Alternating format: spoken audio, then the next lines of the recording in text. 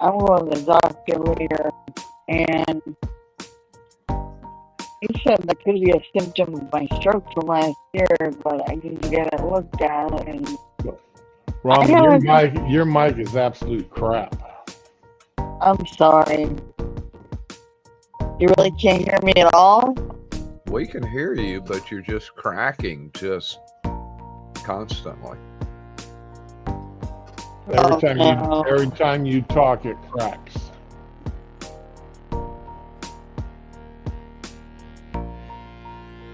I need a new headset. You know what? It's been hot as hell here, and I've been spraying myself with a water bottle. I think I hit the headset with it. Yep. I've been trying to be careful too, but so what happens is every time I drink juice, water, soda, I mean, I'm really dehydrated. Anything I drink comes back up. And I have heartburn and acid reflux and just... And then I got vertigo and fell again and hurt my back. Baby, no. I'll get you some fries on the way home. My ex is coming by to take me to the doctor because my car isn't working. Also, I don't have insurance, so he's going to cover it or hook me up or something. So I'm in bad shape. Okay, and we're live. I'm a little scared. Good morning, everybody. Morning, Paul. How you doing today? Morning, Paul. Morning, Paul.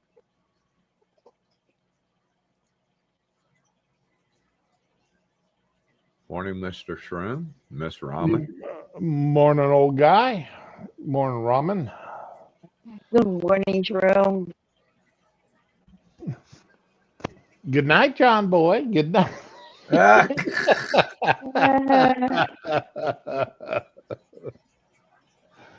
Oh, that show is so full of memes.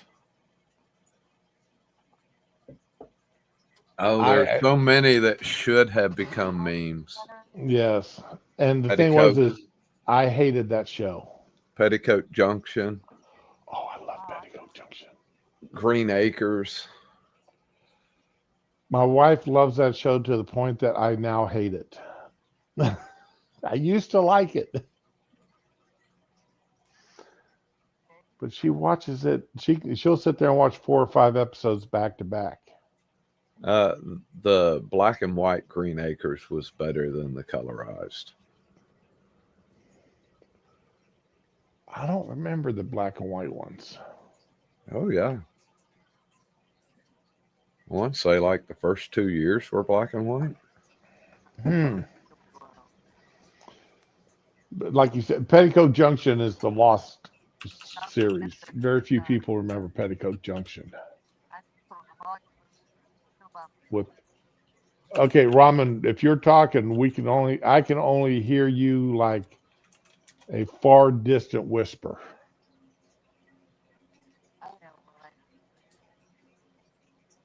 Yeah, you're like really inaudible. Yeah. Green Acres 65 to 71.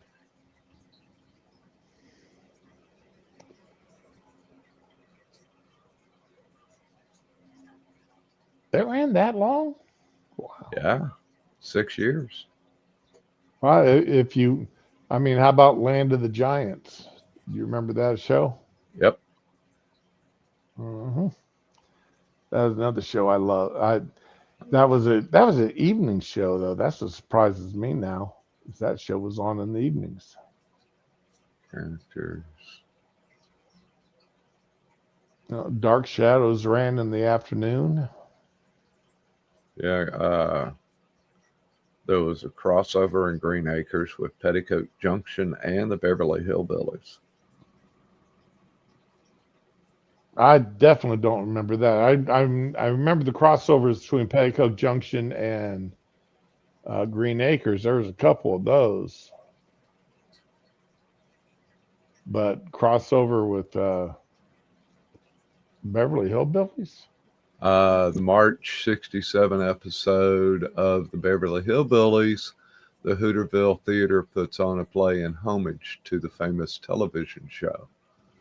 Oliver plays Jethro opposite Lisa's Granny Clampett. Beverly Hillbillies aired episode with the Clampetts and Hooterville visiting distant cousins, the Bradley family. So yeah, there was a couple of crossover. That was such a cute show. Huh. But yeah, I was trying to see if there was anything. Let's see. I've got the Green Acres theme song as my wife's ringtone on my phone I never seen Green Acres. because that's how much she likes that show. I'm gonna look that up. Yeah.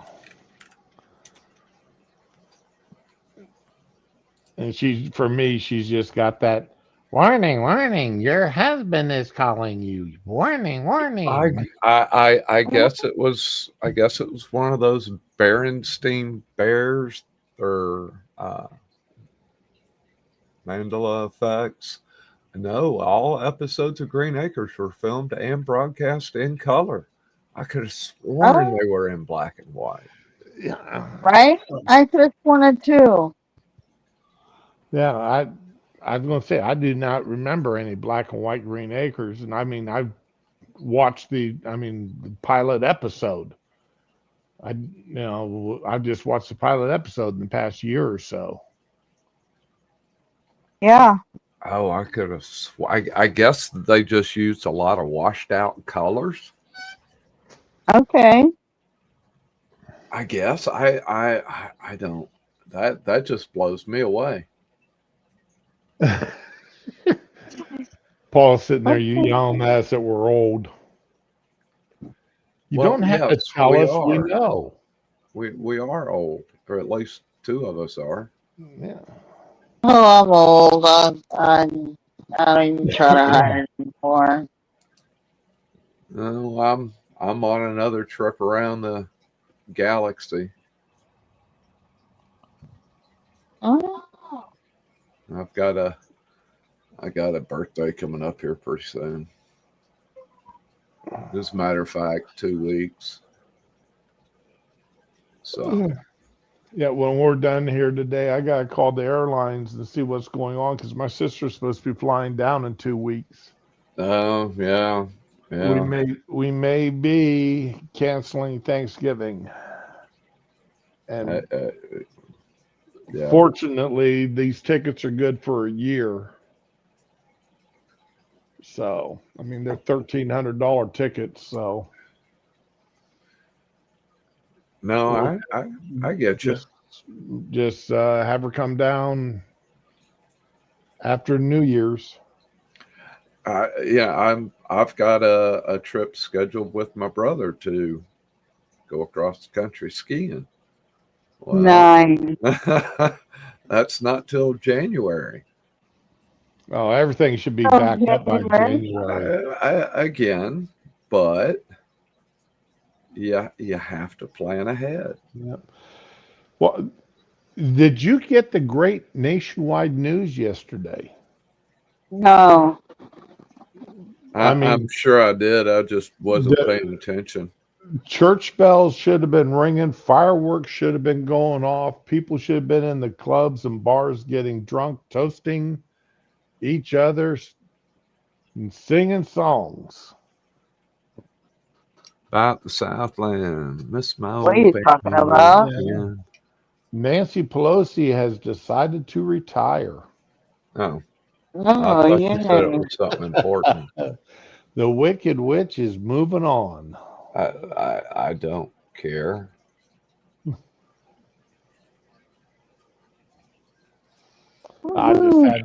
I just had to build that up, They asked Trump about it. And he goes, "Well, that's the best thing for the country because she's an evil, wicked person that was bad for the country." And I'm sitting there going, "He actually said it." Yeah, well, Don't ask Trump for your opinion, for his opinion, if you don't actually want to hear his unvarnished opinion. Him and JD, either one. well, I'm not saying I give JD a little more leeway, but I give JD a little more leeway. But yeah, the president's a little crass, and it's not becoming of the office. I mean, he could be equally evil in a more polite way.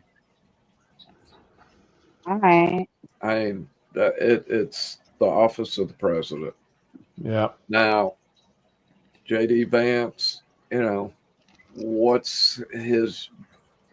I'm just giving this as loose an interpretation. What's his job? To settle votes in the Senate and schmooze dignitaries.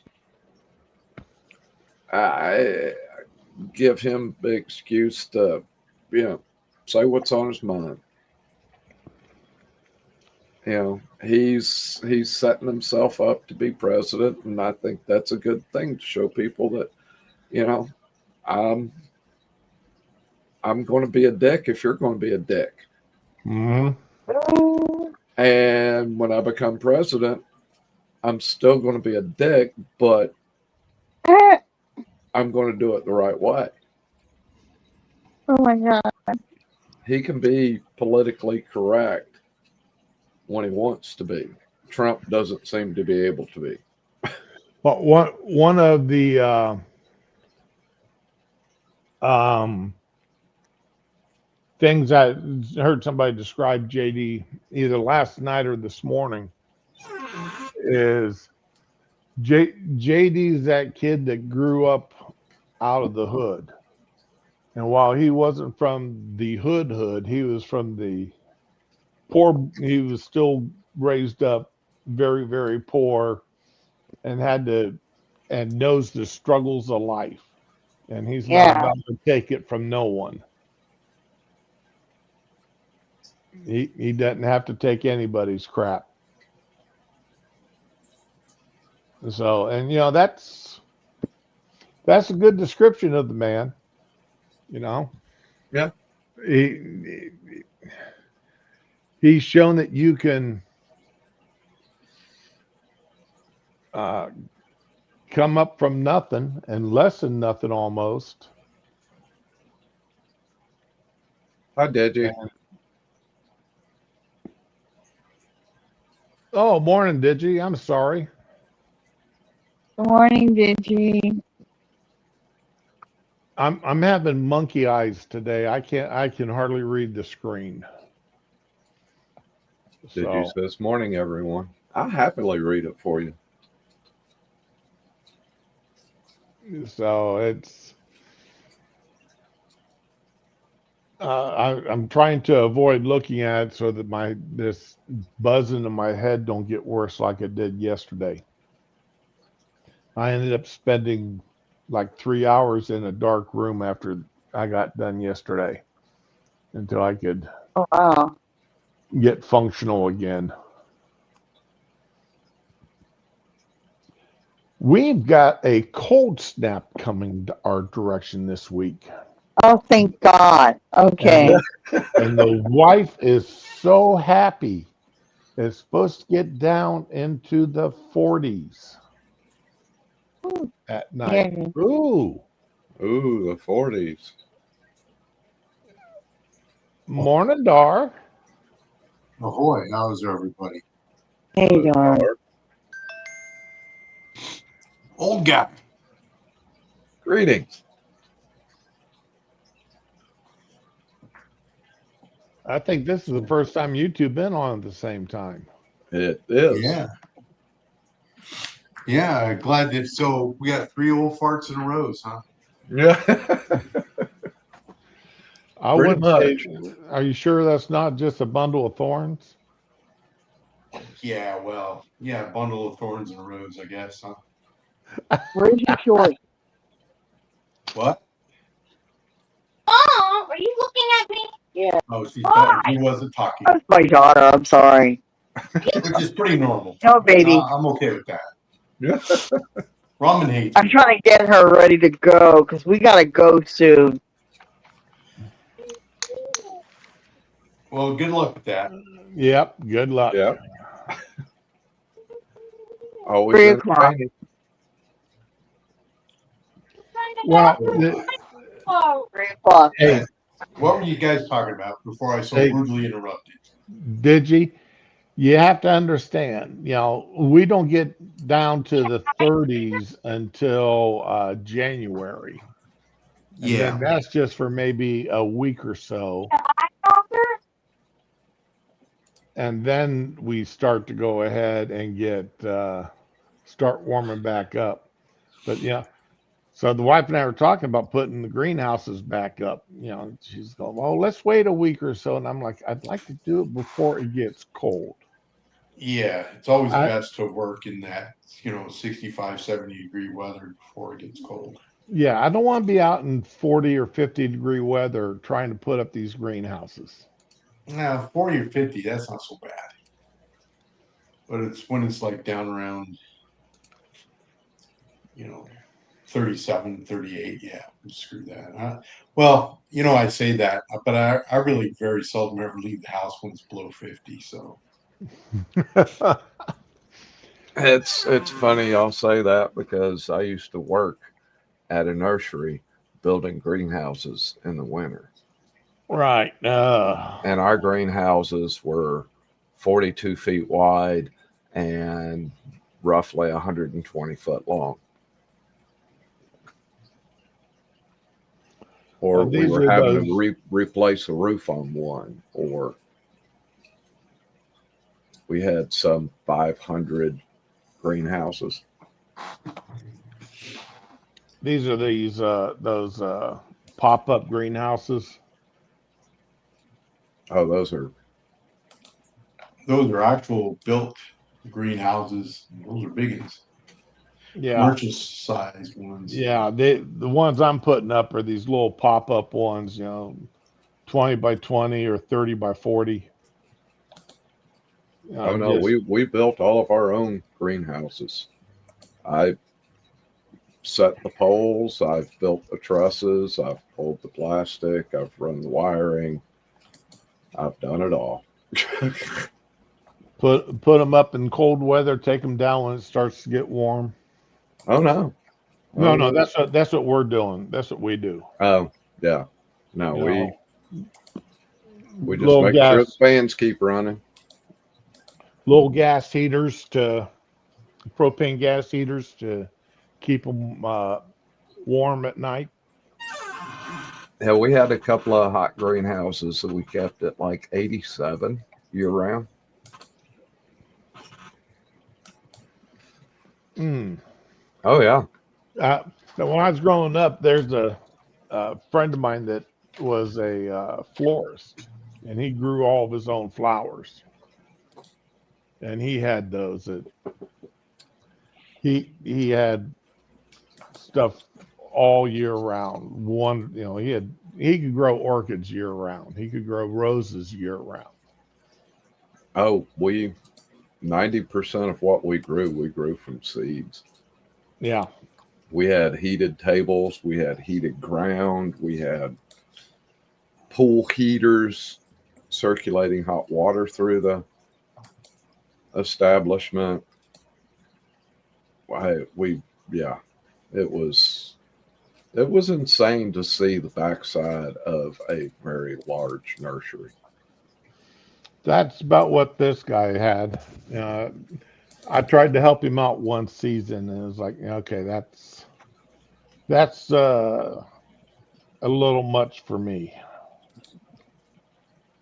And he sat there and laughed. He goes, "Well, you lasted longer than most young boys I hire." I lasted the season, but that was it, man. That was a struggle to last the season.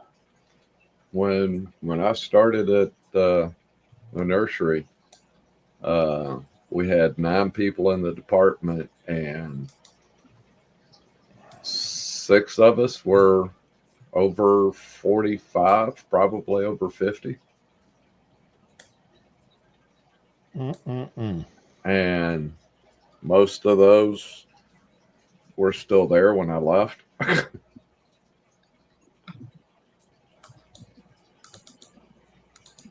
The young ones never made it. Yeah. Because we know what it's like to work.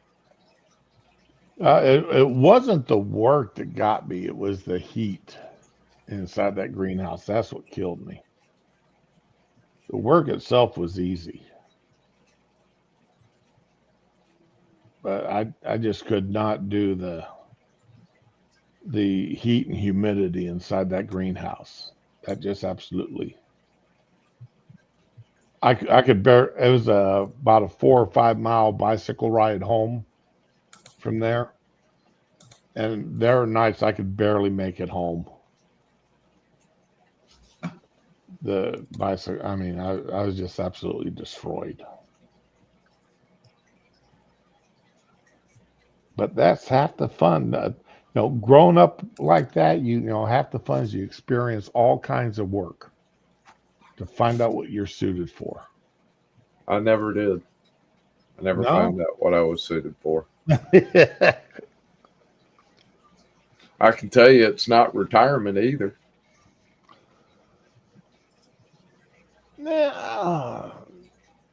How long have you been retired now? Just over 3 months. Okay, yeah. July, August, September, October, 4 months. And knowing I can't go back to work until after my ski trip. Because my ski trip's going to be like 3 months long. Wow. That's a Where you going skiing? Everywhere. Apparently, I was going to say, what are you going to do? Just follow the snow across the country? Up and down the Rockies, Sierra Nevadas, and Cascades. Yeah. Yeah, nice. Literally, we're going to follow the snow. Wherever there's good snow, we're going. Yeah. We have both of the big seasons passes, so we can go to any resort, or 95% of any resort in North America. We have the Icon Pass and the Vail's Epic Pass.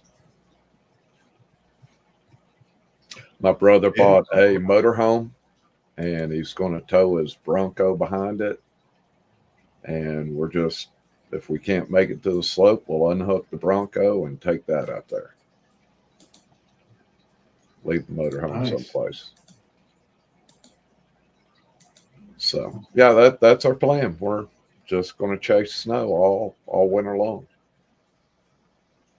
Sounds like fun if you're into that. Well, I mean, you can literally get from Seattle to LA in about 19 hours. Yeah, give or take. Make it 24 hours with weather. Yeah. Well, it depends on, the passes and everything, because you got the 2 big passes there in California. Yeah, there's only 2 passes that are open in the winter. In California, there's only 1 in Oregon. There's only 2 in Washington. So, yeah, as long as the roads are good there, then and then you just run up and down between the 2, up between like Mammoth Lakes and Salt Lake City, and you just jump left or right to whatever ski resort. Pretty much. Ride the valley there in between the 2 sets of mountains. We have a plan to our madness. Which, that's my brother. Probably calling me to say, hey, did you get that video of me showing you boots squeaking on the snow? And I'm like, yes. Yes, it's ski season. We're ready. Okay. He's as antsy as I am. Sounds like it. Wanting to get out there in the snow, huh? Well, he's probably right after Thanksgiving. He's probably going to head up to like Maine, Vermont, if they've got anything. Hit them, snowshoe. He's going to hit all the East Coast stuff, and then I'll meet him in like Montana or something. Yeah. I grew up in the middle of the snow belt. I spent 3 years on a mountaintop in Germany. If I ever have to live in a snowy area again, it'll be too soon.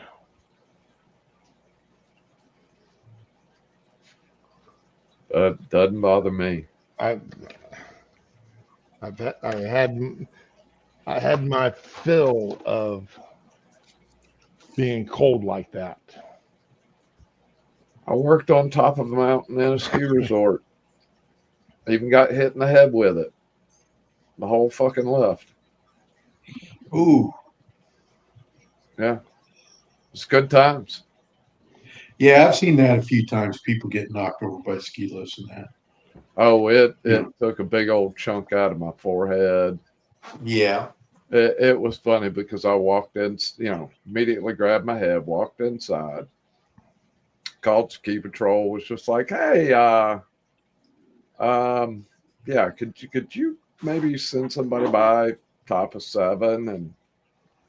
And we got a 50 plus year old male, might have a small head injury. And somehow they figured out that it was me that got hit in the head. And probably 3/4 of ski patrol showed up. Then they wouldn't let me ski down the mountain. I had to take the toboggan. How many of them were laughing? Oh, all of them were. I was laughing right along with them. You showed up to laugh at you. Oh man, it was, and they have one of the smallest girls, one of the newer girls, Right. bogging me down the mountain. And you get to the bottom, and then they've got to rope tow you up to the top to get you over to the med center. And we slid up to the tow rope. She reached, got positioned, grabbed hold, and you could tell it was going to be a struggle because it was uphill. And I just kind of reached up, grabbed hold of the tow rope as well, and helped her up. Got all the way up to just the very tip top, and I let go and kind of leaned back. She was just like, huh, okay. And it's like, all right, she didn't see me. Cool. But yeah, I wound up getting super glued forehead, and now I have a Harry Potter scar, like a lightning bolt. Nice. Yeah. Like, you want stitches or super glue? And I'm like, what's the difference kind of thing? It's like, super glue, you'll have a scar. Stitches, not so much. I went, it's not going to make me any uglier. Go ahead and do the super glue. The nice thing about the super glue is you don't have to go back to have it taken out. Yeah. That was the first time I ever had it. And that was cool as hell. Yeah. I've super glued many a cut on my hands. Well, I mean, this was medical super glue. With just 7 days, they said it'll fall off. 7 days, it fell off. It's like, damn. And it was all healed. And like, wow, that's incredible. That's amazing. It really was. It blew me away. I was like, wow. Because I was just like, had a little dry blood around it, and I was kind of scraping at that, and it all of a sudden just went boop, fell on the counter, and I was like, huh. Scrubbed it with a washcloth, and off I went. But I'm crazy like that. Drives my wife up the wall.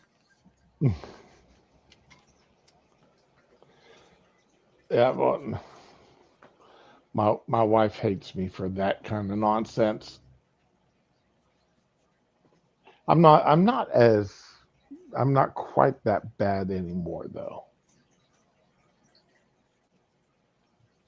My mother knew just enough about medicine to be dangerous.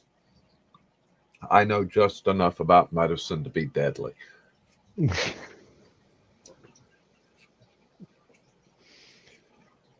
Yeah, I don't know anything about it. I just know I go to the doctor when I have to.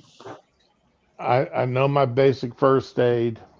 I can put in stitches. I do have a bottle of that medical grade super glue. I replace it every few years. And for the most part, now if it happens to me, I try to fix it myself. If it happens to the wife, I take her to see the professionals. Yep. Yep. I'm not going to be the one to get blamed for the scar or whatever.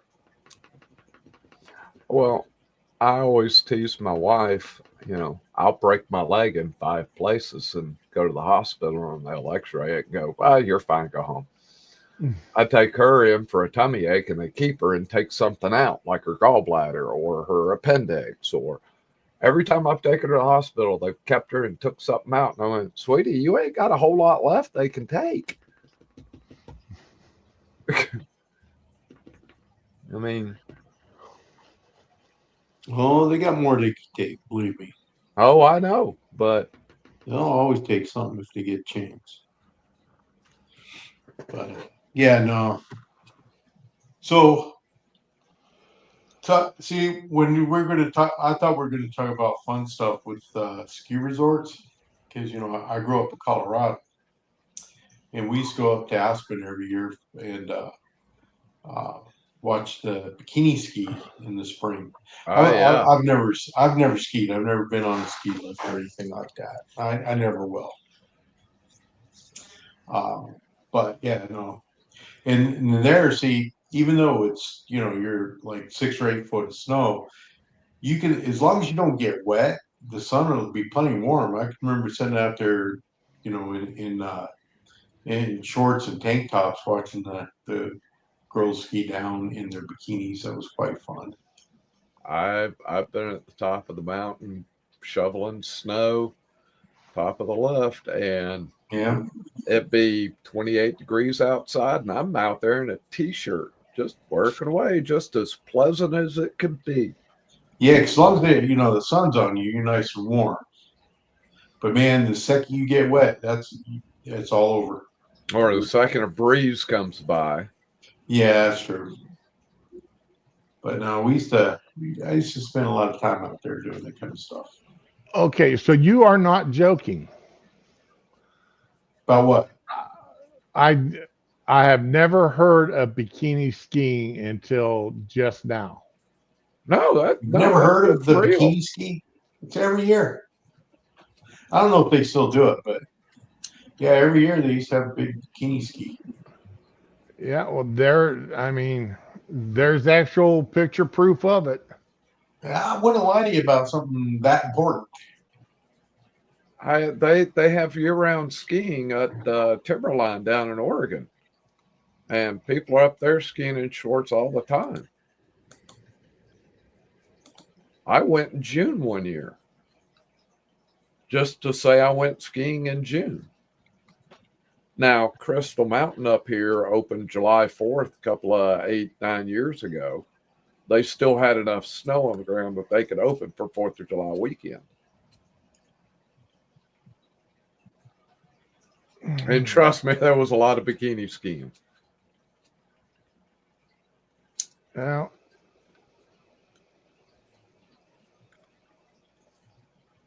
that, well, I mean, I guess it makes sense. I know when I use, I mean, it's not as a long as it, year-round thing. You only see it in late spring. I mean, I worked year round most of the time in uh, coveralls without a jacket or anything. So in the wintertime, just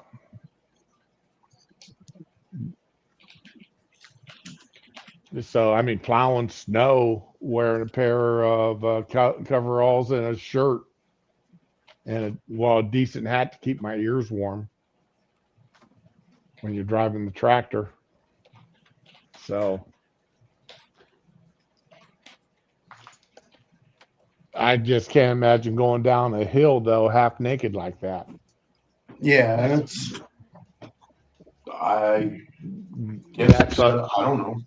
Never really thought about it. that's a lot of exposed skin.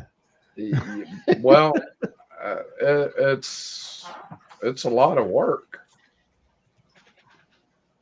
As long as you don't fall Skiing is down, a you're lot good. of work. Even just sliding down, it's a lot of work. Yeah, I guess you would use your core muscles a lot. I mean, I couldn't tell you how many times I have come off the mountain and take my hat off and my hair's just soaking wet.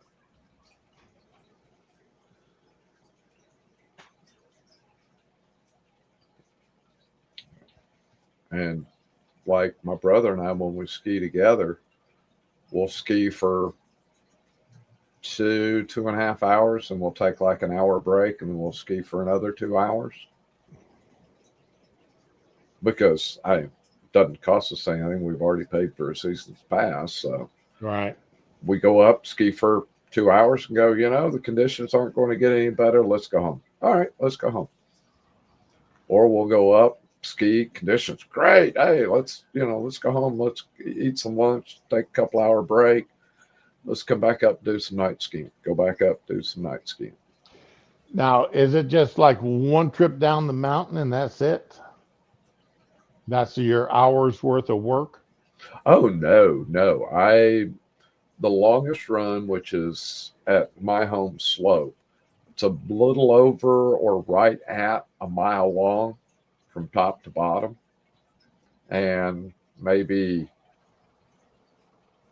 800 feet elevation drop. I can get from the top to the bottom in less than 2 minutes.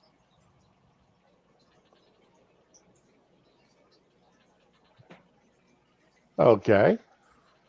The lift ride back up is like 8.5 minutes. So you can roughly do 6 runs an hour on that lift if it's not busy. Where you ski up, you might have to wait 1 chair to get on, 2 chairs.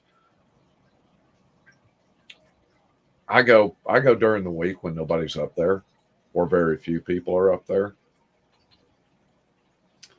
But like if I'm skiing the backside of the mountain, it's a 12-minute ride up, and it could be anywhere from 3 to 5 minutes down because it's steeper and the terrain is a lot different,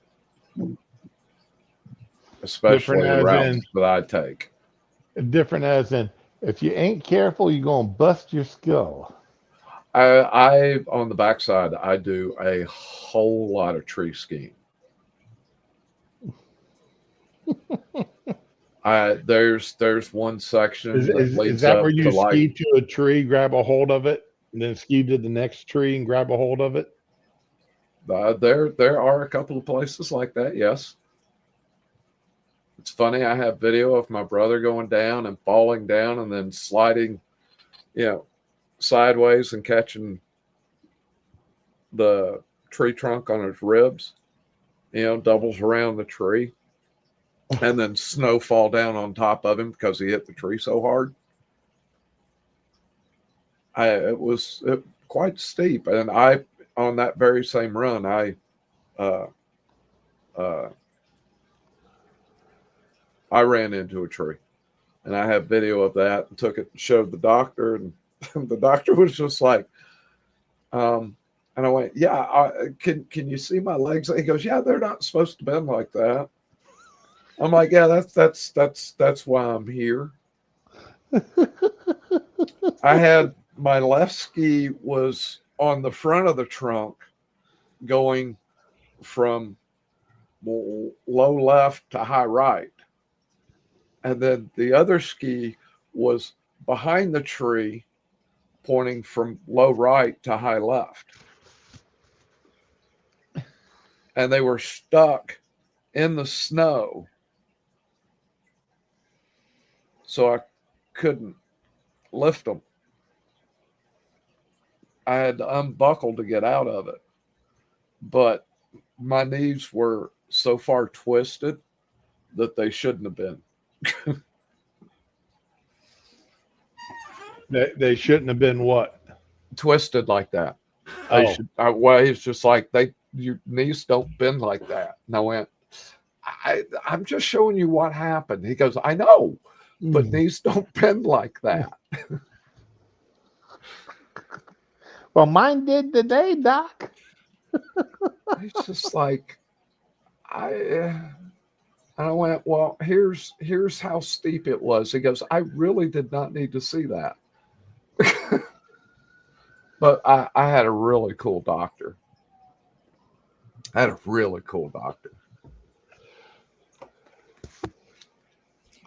miss him. He retired on I've you, got so many adventures skiing. It's absolutely insane. And I'm going to have so many more. Well, you keep up stuff like that, and you're going to end up, permanently sitting down. You'll be buying one of them adaptive skis. And I'm 100% okay with that. I've watched guys up at Stevens do it, and those guys are freaking getting it. I mean, they got suspensions better than what I had on my motorcycle. It's like, oh my God, that is awesome. And, we always paid special attention, and it got to, the point you'd see them coming up the chair and go, you need help? Nope. Cool. I ain't slowing it down. You need me to slow it down? All right, cool. Here you go. All right, you're off. Cool. Have a great ride. No, we had a real big, for the lack of a better word, disabled community. We had blind skiers, we had amputees, we had wheelchair bound. We had it all. It was so awesome. So awesome. And skiing is the only group sport that you do by yourself. I mean, you get all your buddies together, everybody get in the same car, a bunch of cars, whatever. Everybody goes up to the mountain. Everybody gets together, got your skis on, everybody gets to the left, 4 to a chair, 6 to a chair, whatever. Yeah. You get up there. You're not going down the mountain going, hey, buddy, how's it going? Did you happen to catch that game? No, you're paying attention to what's going on in front of you. You don't have an opportunity to chat until you stop or you get down to the bottom and get on the chair again. It's the only group sport you do by yourself, and it's killer that way because you always have something to talk about on the way back up. You've never been hunting or fishing with me. I had, when I would go boat and fishing, don't be talking to me. I'm working my lines. I ain't got time to sit here and talk. I'm trying to catch that bass sitting over there. back in my younger days, I always took a joint and a bottle of bourbon with me whenever I went fishing because I was going to catch something. I was either going to catch fish or I was going to catch a buzz. One way or the other, I was catching something. No, it was either if you brought anything, you would not have been in my boat. Sorry. No alcohol, nothing inhibitive on my boats. Yeah. Yeah. You're probably a anti-Fruit of the Loom guy too, huh? Anti-Fruit of the Loom. Yeah. You mean- Apparently, bananas are banned on large ships, especially like the Navy and maritime. You'd have to ask Dar about that. I wouldn't know. That's just a rumor that I've heard or a conspiracy that I've heard that. Well, Dar, what's the truth to that? I'm thinking about it. I'm trying to remember if we ever had bananas on the ship or not.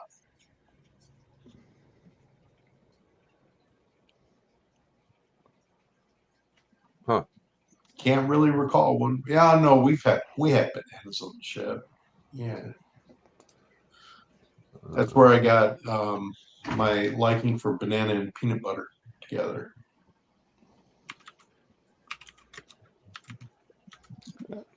No, I just didn't want to be pulling anybody off the bottom of the lake or off the bottom of the ocean. You know, it's problematic there. You know, Let's see. AI says the anti-banana on ships issue is not a modern controversy, but a long-standing maritime superstition that dates back to the 18th century. Yeah, that I can believe. Many fishermen and boaters, particularly charter captains in certain regions, still adhere to the belief that bringing bananas on a boat will cause bad luck, such as engine failure, bad weather, or lack of fish.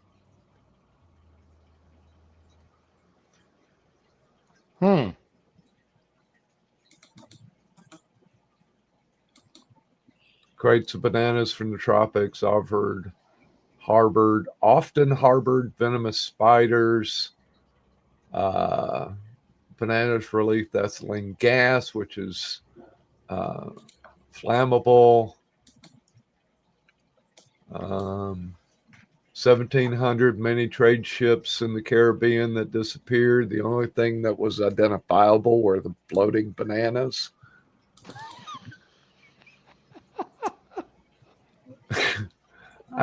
Just some of the logic and or silliness of the superstition. I just remember hearing it up here. I never heard it when I lived back in Georgia. But this is a much larger fishing community up here. Yeah, lots of ships and stuff, lots of boats.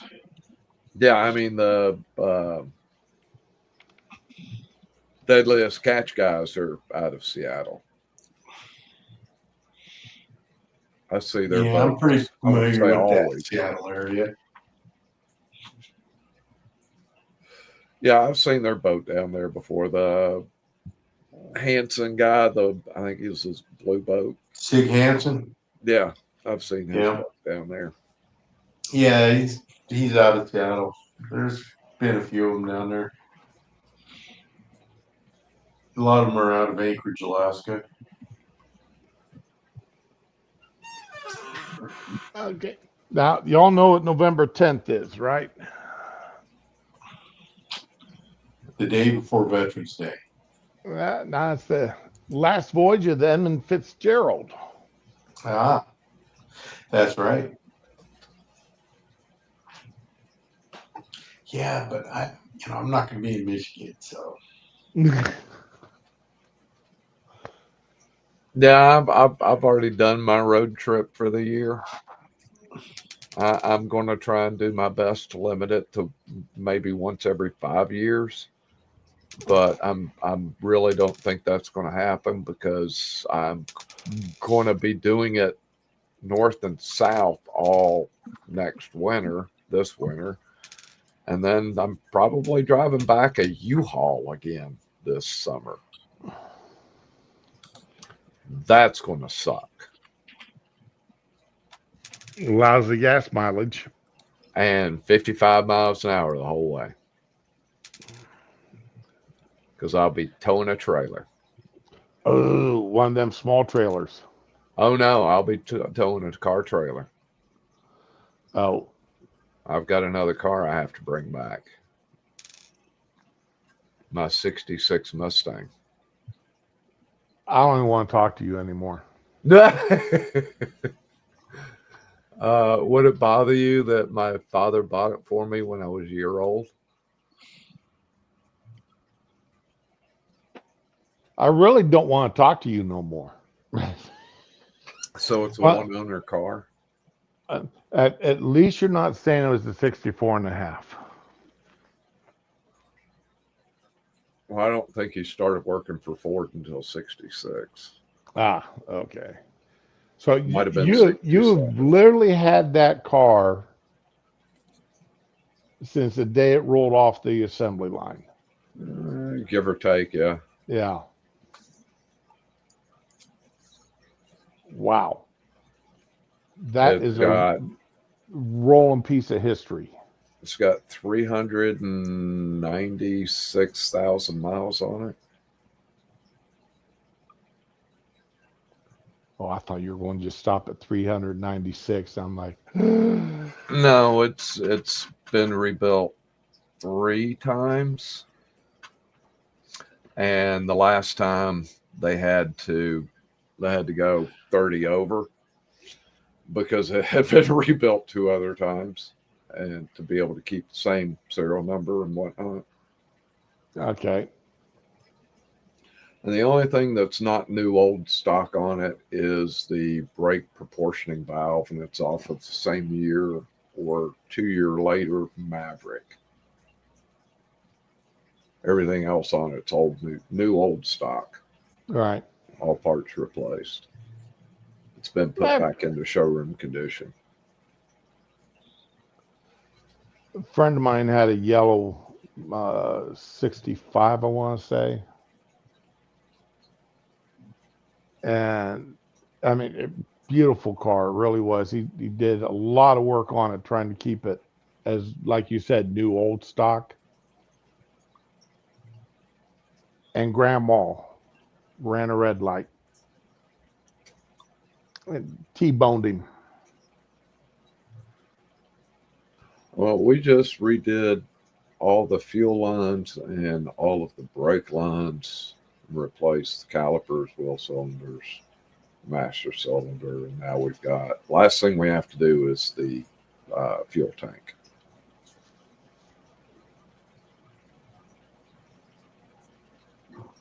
Then it'll be drivable, ready to go, huh? Yep, it'd be drivable again. Mm-hmm. Well, good. More power to you. I hope you drive it and enjoy every turn of the wheel. Well, last time I drove it was 25 years ago. And it's probably only been driven 5 times since then.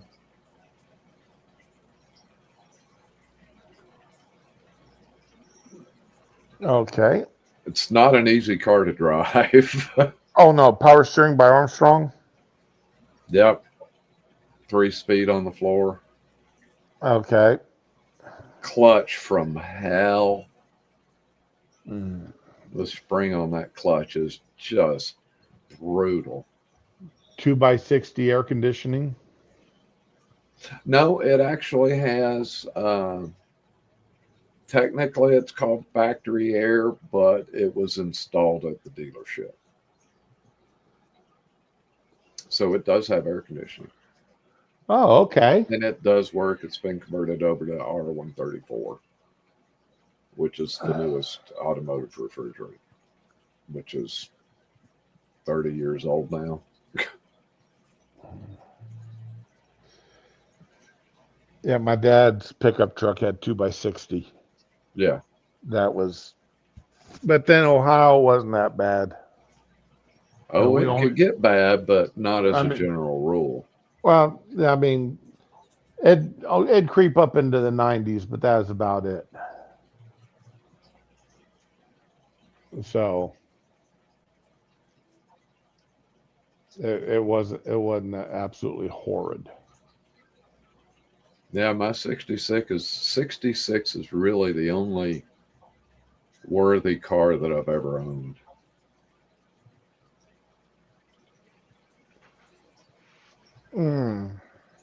As far as growing up in that time frame, I never had muscle cars growing up other than my Mustang.